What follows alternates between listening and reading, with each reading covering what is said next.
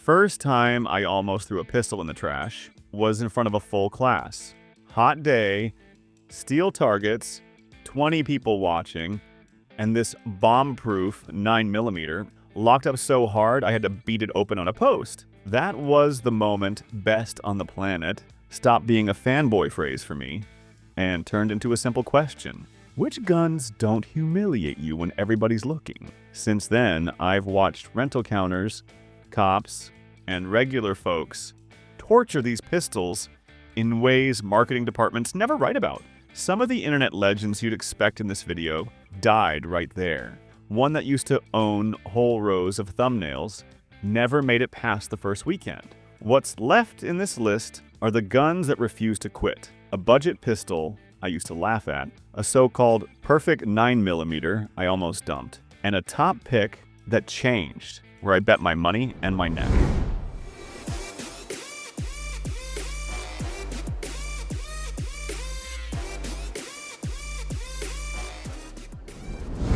I was leaned on the glass at a little Texas pawn shop when a guy set a PSA Dagger Compact down between us.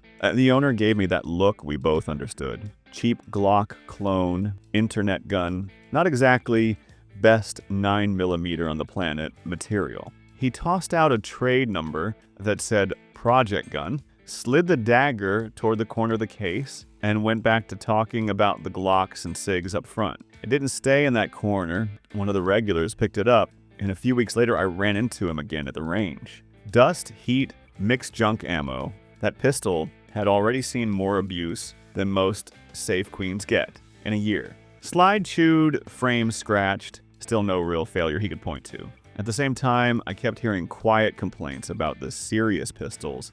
Everybody swore were automatic picks for a list like this. Little parts breaking, weird feeding, nothing cinematic, just the kind of stuff that matters when the gun actually has a job. So no, the dagger doesn't sit with the giants further up this video. But for something the counter treated like a joke, it survived a planet standard in ugly real life. That's enough to squeeze onto the bottom rung. New Year's Eve, beer in one hand, paper plate in the other. My buddy from Houston, PD, leaned over and said it like it was nothing. We already signed. 509, tactical is coming.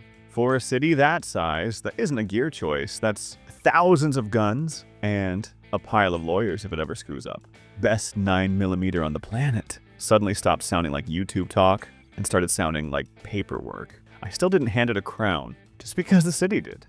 The grip felt big, the trigger never sang to me, and FN wasn't the default name in every holster I saw, so I went looking for reasons to knock it off this list. On the range with him, duty belt on, sweat soaking through his shirt, that 509 just stayed boring. Quals, extra drills, dirty ammo, low light. It fed everything and never made him think about anything except sights and trigger. Other pistols on that line coughed and complained. His never did. I still don't love how it feels. But a gun that carries a city and stays quiet under that kind of weight has to sit over the dagger. Anything higher on this list had to beat a duty gun that already survived real paperwork and real nights.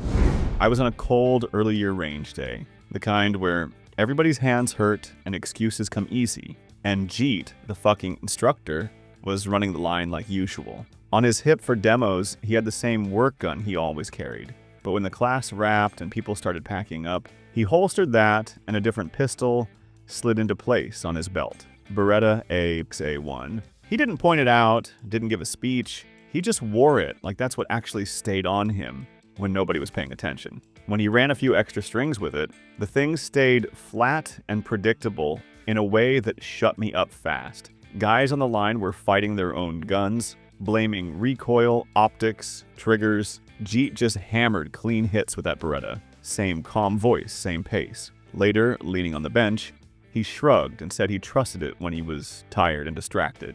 And that was it. No fanboy talk, just a quiet vote. I still don't think the APX A1 beats everything on this list, and I don't pretend Beretta owns the world. But when the no BS trainer picks a gun for himself, that's a planet signal. The only reason something ranks higher than this is because it carries easier in real life and still doesn't flinch under the same kind of pressure.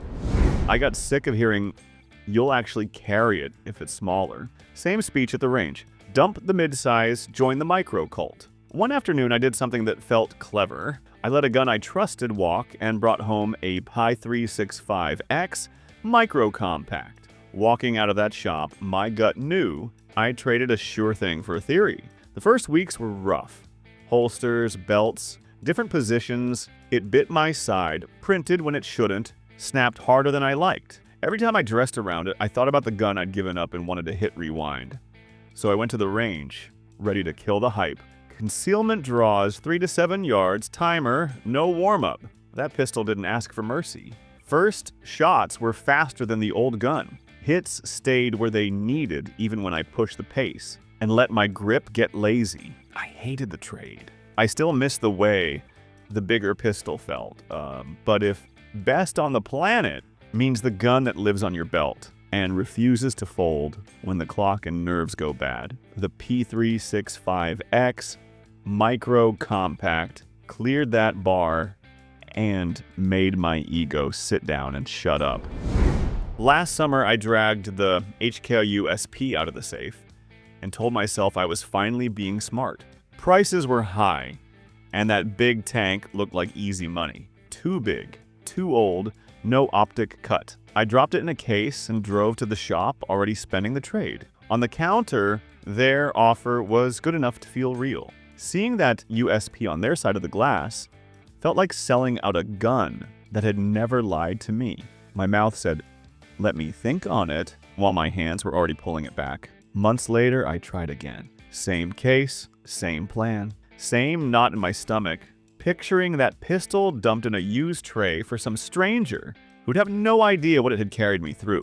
I walked out with it again and laughed in the parking lot because the decision was done. I've flipped plenty of 9mm pistols without a second thought. The USP isn't one of them. If a gun makes you turn around at the door twice and take it home, it sits above the catalog. The one in front of it had to pull that weight in my gut and still fit the life I live. I got tired of hearing best 9mm on the planet about pistols that only ever see clean brass and soft cloth. So I picked a victim.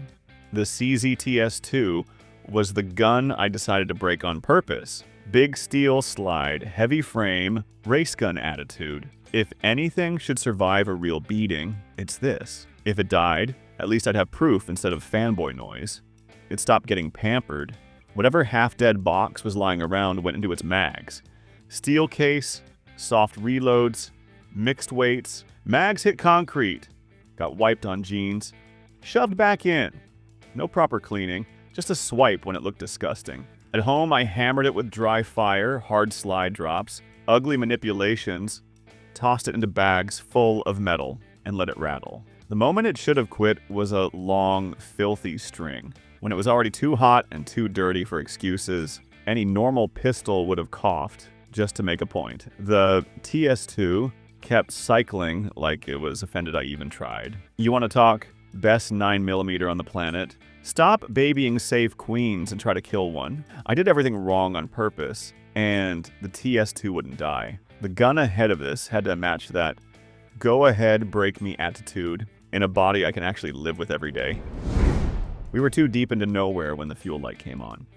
Long black Texas highway, dead exits, that knot in your chest that says, if something goes bad out here, you and whoever's with you are on your own. I had the gun I brag about. My buddy had a Taurus GX4 Carry under his shirt. We'd limped into a gas station that looked abandoned but somehow wasn't. Flickering lights, cars with mismatched panels, people standing where nobody had a reason to stand. That's when the talking stops and every grown man checks his lifelines. Phone, wallet, gun. My brain started doing the usual math. Capacity, brand, sights, all the internet arguments. He just lifted his shirt an inch, brushed the GX4 with his fingers, and gave a tiny nod like he was clicking a seatbelt.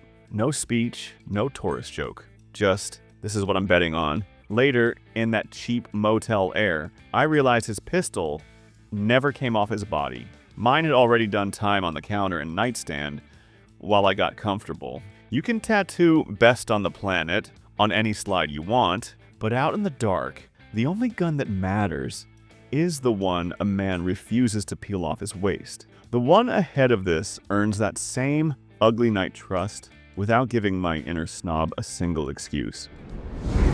If any 9mm has ever felt like cheating, it has been the Walther PDP Full Size. I've watched guys I wouldn't trust with a staple gun pick that thing up and suddenly shoot like they've been hiding talent from us for years. Same shaky stance, same bad habits, different hits. You ever watch somebody who can't shoot suddenly hold a group that looks like it belongs to somebody else? That kept happening with the PDP. Flinchy dudes calmed down. Snatchers started pressing. People who fought their sights on other guns suddenly saw nothing but big, bright, easy targets through that optic window and those slide serrations. It wasn't magic. It was a grip that locked them in and a trigger that didn't punish them for being human. I've seen best on the planet pistols that only shine when a good shooter babies them. The PDP did the opposite. It dragged the floor up. It made bad shooters decent and decent shooters dangerous. That's planet-level impact. I still don't love how blocky it feels on the hip, and I don't think it lives in every role the top two handle. But when a full-size pistol makes that many people better against their will, it earns a high seat, whether the fanboys like it or not. There was a night where my Glock stopped being the gun by my bed. No warning, no big decision. It just quietly lost the throne. For years, I'd gone to sleep with the same routine. Phone on, to sleep with the same routine, phone on the nightstand, Glock in the same exact spot, hand already trained to find that grip in the dark. If somebody asked what guarded the house, I didn't even have to think. Then the Echelon showed up. At first, it was just, let me see what Springfield thinks a duty gun is now. Dot went on clean. Light bolted up where it should. Grip bit into my hand like it had been measured there. It started living closer and closer to the bed while the Glock drifted back toward the safe. I noticed it, but I didn't say it out loud. The test came when the night went ugly. Sirens too close. Yelling in the street. Dog losing his mind at the door. Heart rate spiked. Feet hit the floor, and my hand shot toward the old Glock spot out of habit, then stopped and slid to the Echelon. That pause was the funeral. Next morning, the Glock was still sitting there, untouched. I didn't need a spreadsheet. When the house felt wrong, the gun I held onto was the Springfield. That's planet level, and every other 9mm in the room had to live with it. I never planned to put a brand new Ruger at the top of anything. In my head, number one was reserved for guns with years of scars, not the fresh kid on the block. So I kept trying to treat the RXM like just another test gun, and my own choices wouldn't let me. First time was a late store run with a sketchy parking lot. I opened the safe, stared at the usual suspects, and my hand stepped over Glocks, USP, PDP, Echelon, all of them. It closed on the RXM and didn't let go. Different night, the house felt wrong. Dog-wired, noise outside, that tight feeling in your chest. I went to stage a gun where I could grab it half asleep. The RXM went down on the table. Everything else stayed in the dark. Then a short trip out of town, one pistol allowed. Same story.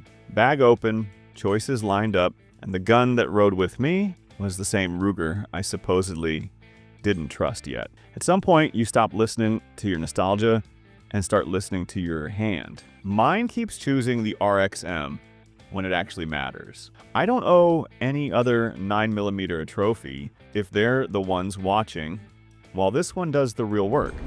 Most Planet guns are lying to you. You know the type, big logo, big price. People whisper about how amazing they are, then dodge the part where the optic walked loose, the mag went picky, or the gun turned into a diva when you stopped feeding it boutique ammo.